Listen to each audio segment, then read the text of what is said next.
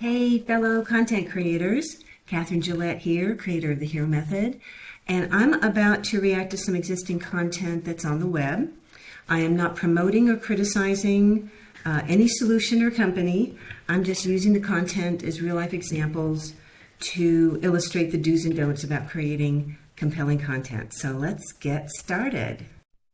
Okay, so we're looking at the website of a company called ScreenPal. And what they are is basically a company that does what I'm doing here, is recording websites or content that's already on the screen and allowing people to do voiceovers and that kind of stuff. So that's basically their solution. And so I'm looking at their site and I'm liking this. I'm liking what I see so far overall. I like that it's a clean design. It's uncluttered.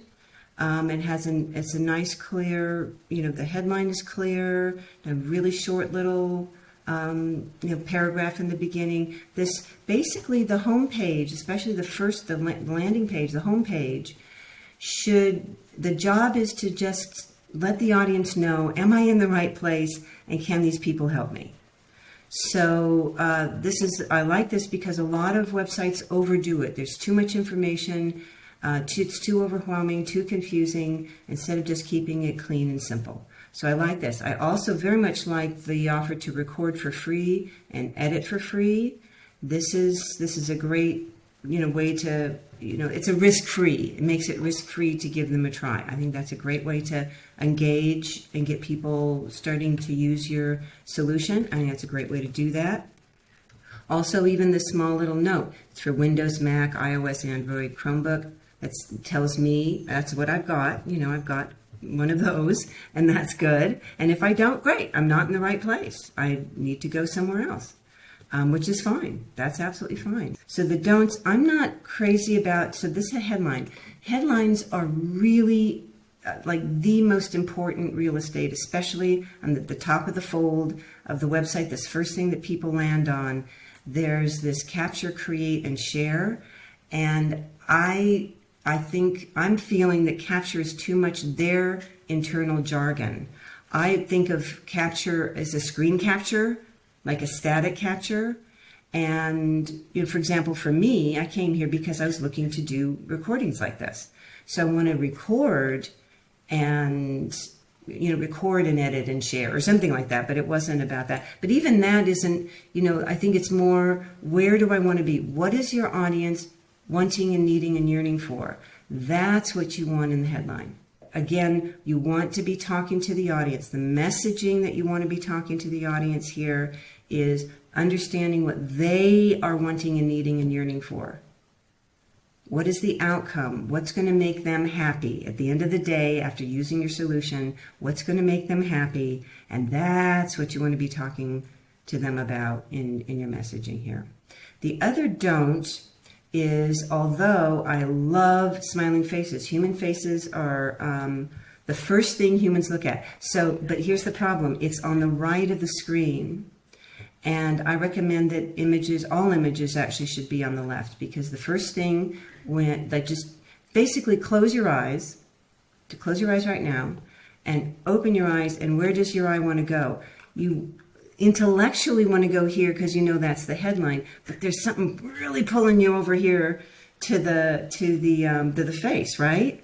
That's microseconds. Human beings, the brain wants to look at a human face. That's the first thing it wants to do. Any image, it's going to look at a human face. The next thing it's going to look at is an image like this. And the last thing it's going to want to look at is copy. And I'm a professional copywriter, and I just have to understand the reality of this. The last thing the human brain wants to do is read, because it actually takes a lot of energy for the human brain to read. It's really easy, and it loves to look at smiling at human faces. And what's wonderful to remember, very important for you to remember this, that smiling faces, you're looking at this smiling face, and whether you're aware of it or not, even in micro muscles, you are smiling back at her. We are hardwired to respond to smiles with smiles. And when we smile, it lifts our mood. It just does. So this is absolutely something we want to do to create those, wonderful, authentic human connections with our audience, is to have smiling faces. This is great. But I would, because of that, because what happens is, because I'm now looking at this face over on the right, it takes more energy for my brain to go over here and read the content, because we read from left to right. So, this is an English site, so I'm assuming we're all reading from the left to right. So by flipping this and putting the image on the left, you're immediately connecting with that smiling face, helping your audience to smile. Great, that's excellent. And then they're reading the headline. Hopefully it's based on what your audience is yearning for messaging, and then you've got them. I have another slight don't about this, because I know this image would make perfect sense to the creators of the solution, but it doesn't make sense to me. I don't know what I'm looking at right away. I just have no idea what I'm looking at. So again, there's that little bit of confusion, and you don't want any confusion. So if you're going to have an image, whatever images you're having, make sure that your audience is absolutely going to understand what it is they're looking at. Well, before I share my top 3 recommendations, here's my friendly reminder to hit those like and subscribe and share buttons, because that's the best way to support me. And please do share your questions and comments in the comments section. I always love to read them. Okay, so now here are my recommendations. The key to good content is messaging, messaging, messaging. Instead of focusing messaging on the features, advantages, and benefits of your solution, the key is to focus on what your audience is wanting and needing and yearning for as it relates to your solution. So this is, for example, the headline here. What I would recommend is, instead of capture, create, and share, see, those are related to the features of how I will use their solution, instead of what is it I'm wanting and needing and yearning for about their solution. So it might be something like, I'm not yearning to capture and create and share. I'm yearning to what? I'm yearning to, create professional looking videos that I'm proud to share. You know what I mean? Something like that. That's what I'm yearning for. That's what I really want the outcome to be for me. That would be an awesome outcome, something like that. So that's, and again, that obviously not the right words, but that's the key to the messaging. The messaging concept is something around there, and then creating a headline, and also basically key messaging on the homepage here around something like that, or other things like that. What is the audience wanting and needing and yearning for? So that would be the headline. That would be this brief description. I really like that it's a brief description, a little bit of a dive down. I really like that, but I would recommend changing that. I would recommend moving this image over to the left. I love the smiling face, and I love that she looks authentic rather than a polished model. This looks like a person I can relate to that person being me, or that person being another user, or the person being at the company that I can relate to. Very important in your images.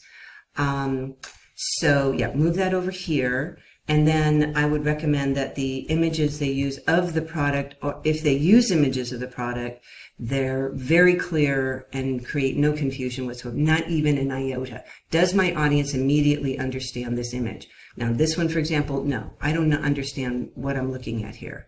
So either use images that are absolutely self-explanatory, or don't use them at all. Okay, so that's that for that. Here again, this is prime real estate. So I would recommend, again, what is the audience yearning for? I'm not yearning for video communication. What is that? What is my audience wanting and needing, yearning for? And the same thing for each of these. I really like the idea that no matter what segment of their audience I'm in, I can dive down into this. But again, this copy here should be connected to what am I yearning for. That's going to make a big difference in engagement. So we go up here, having engagement. Am I in the right place, right? That's the question. Am I in the right place? And can these folks help me? Well, if they're talking about taking me where I want to go, yeah, that's engagement. Right away, I'm engaged with their website to keep me engaged, keep those messages going in terms of connecting to me. In terms of response, I really like the record for free and edit for free. I think that's a great way to do this. And so that's awesome. They got the I think they've done a good job with the response aspect. And then the longevity of keeping, once you get the prospect engaged, how do you keep them? Again, the response, turning them into the customer. They're more likely to turn into a customer if they can actually try your solution and like it. Create that authentic human-to-human connection. They're more likely to be engaged. They're more likely to respond, and they're more likely to stay long-term loyal customers. That's it for today. If you're still with me, I appreciate it, and I appreciate you. Until next time, keep saying yes to the adventure.